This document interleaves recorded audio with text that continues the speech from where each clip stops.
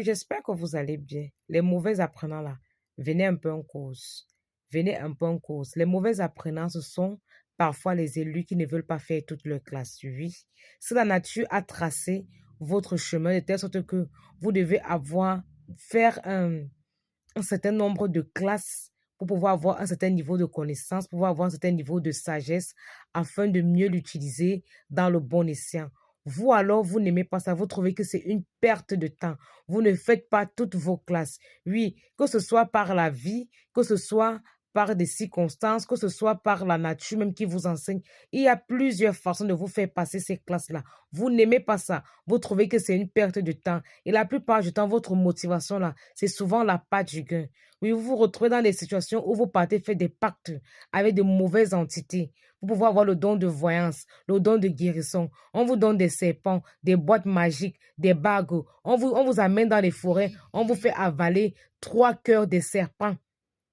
On te fait avaler le cœur du serpent, le cœur de la poule. On te fait manger un animal cru. On te fait ceci. Et ça, c'est fait par le biais d'une mauvaise entité.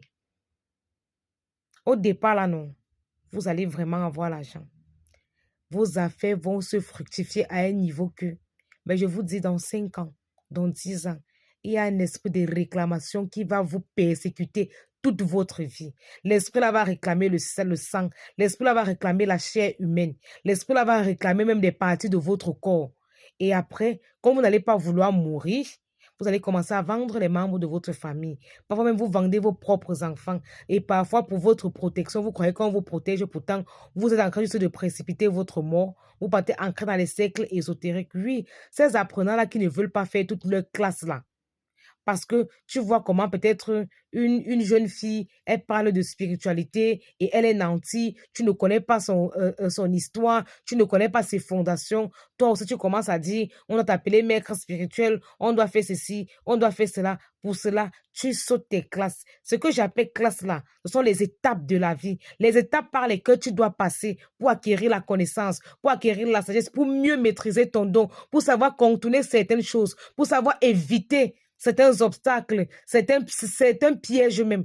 Vous ne passez pas par là. Vous êtes pressé. Vous partez donc pactiser avec les mauvaises entités. Après, on va commencer à dire que, oh, les choses là sont sataniques. Les gens de Jésus vont venir dire que seul le sang de Jésus sauve. Pourtant, vous connaissez ce que vous êtes parti faire. Partez toujours. Partez toujours parce que vous aimez vous comparer aux gens. Vous n'aimez pas tracer votre chemin. Vous n'aimez pas avoir votre histoire à raconter. Vous aimez vous comparer aux autres.